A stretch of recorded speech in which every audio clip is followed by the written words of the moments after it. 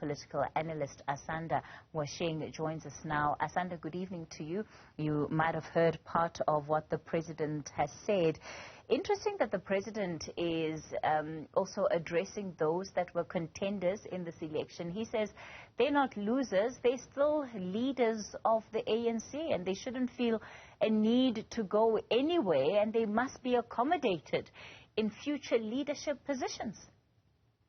Yeah, I mean, I think that it's very interesting, the tone of the president and the scope of what he spoke to. It just affirms what I was saying even earlier this morning, that this was actually this was a provincial ANC conference, but it was actually a national, or the beginnings of the national conference of the ANC, and the politics that were playing out. Everybody kept commenting and trying to connect them to the Eastern Cape, but they actually had very little to do with the Eastern Cape, and were more about the national politics, the kind of people whose names are being mentioned, Willem Kize, Paul Mashatile, and even the Gwede Mantashes in their speeches were showing us that because this is the ANC's second largest constituency, they want to make sure that the people that they want to win at the national level are the ones who are the slate, basically, that's going to be victorious. And so this has nothing to do with the, with the Eastern Cape. It has nothing to do with the development of the Eastern Cape. It has nothing to do with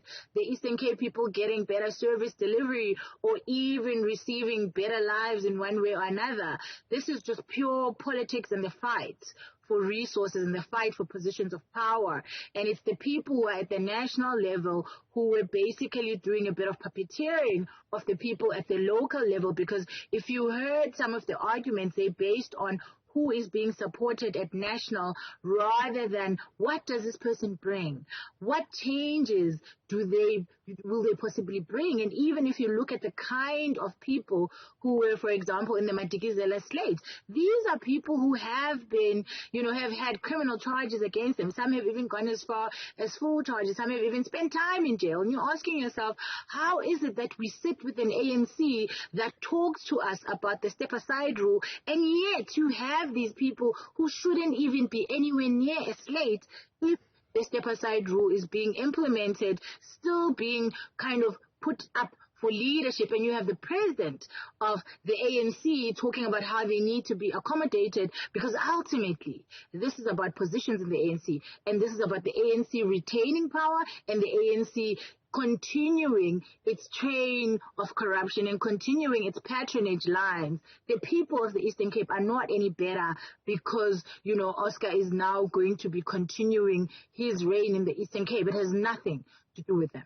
And of course, just staying on this issue of, potentially stepping aside, as it stands, we're not really clear on what the future holds in as far as Oscar Mabuayne is concerned, because he's currently being investigated by the Hawks in a case that sort of has gone nowhere for now. But that's certainly something that could very well change the dynamics if, in fact, the allegations of corruption against him are found to result in a preferring of charges, as was prescribed or suggested by, or recommended rather, by the public protector. Yeah, the case is not likely to go anywhere, because now the ANC has their man and everybody's looking forward to national, where his preferred slate, i.e. the Ramaphosa camp, is going to be guaranteed a win, because the ANC people are going to be instructed, and in fact, or at the very least encouraged, to vote towards this particular slate that has been victorious out of this.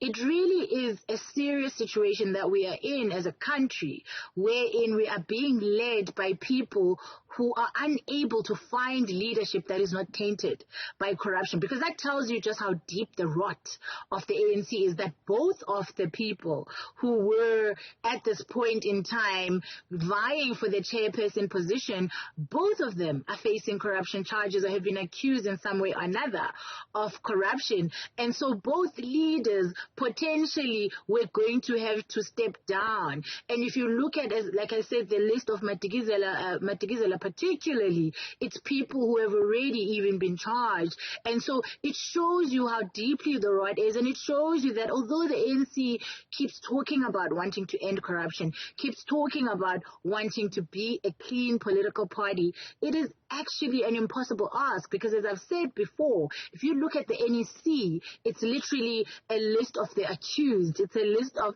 the accused, the wanted, the people who have allegations against them. And I'm finding myself wondering, how is it that the average South African has no allegations against them, has not faced a jail sentence, and has not been accused of corruption or fraud, but we are sitting with a political party where I would even argue the majority of the people who are in its leadership are in some way or another linked to corruption. Asanda, you talk about the ANC, NEC, and their presence has been felt throughout this weekend. Just looking at that podium tonight, very little room left on that stage, and big constituency of the people on it, members of the ANC, NEC, that effectively came in to ensure that this conference does not collapse. And we saw them engage in meetings for hours on end at different points throughout the weekend to ensure that they're actively trying to resolve the issues raised by delegates at that conference. What does this tell us? Again, you've alluded to it, the fact that, you know, the implications of this conference for national politics, but their involvement as well. Future contestation, does it minimize or increase it? Well, I think the idea generally is that if you can in the provinces gather the kind of numbers that you need for your slate, i.e. Cyril Ramaphosa wants a second term, and him and his people are going to make sure that at every province the people who win are the slate that is backing them up. Of course, we could see an upset like we saw, in the Zuma versus Cyril Ramaphosa battle a few years ago, where in Mpumalanga just kind of plot twisted everybody and voted in the opposite direction. So we could always see that. But generally what happens with the ANC is that the way people vote at province level is an indicator of what's going to happen at national level. And in fact, what you want as the person who wants to be either continue being the incumbent or the new incoming is that you want to see as many provinces as possible going with your slate, because that in some ways almost guarantees your kind of success. And generally what this does is that you've got, these provinces that are very big, like the Eastern Cape, which have the power and the potential to almost guarantee certain people positions. And so this time they decided they're not going to leave it to chance, and they are going to be there physically, and they are going to do the politicking that is required in order to make sure that they maintain the positions that they have, or they continue to be able to get future positions.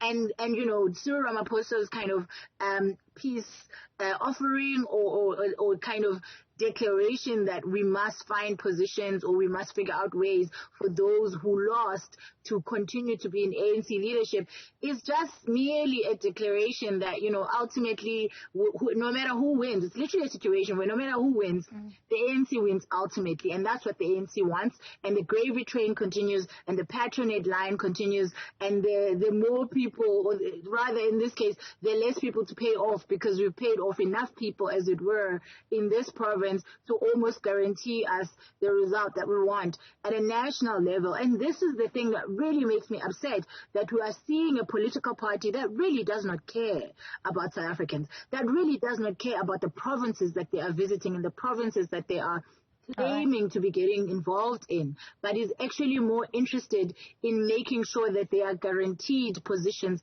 at the national level. Are Eastern Cape hunger levels going to decrease? No. All right. Is Eastern Cape child malnutrition going to decrease? No. Is the level of service delivery in the Eastern Cape going to decrease? No. Is the brain drain that the Eastern Cape sees, where you have some of the smartest people leaving that province to go to be in the Western Cape or Gauteng, going to decrease? No. So this has nothing to do with the governance. We're going to have to leave it there for tonight. Apologies, we're completely out of time. Political analyst Asanda Ngoesheng.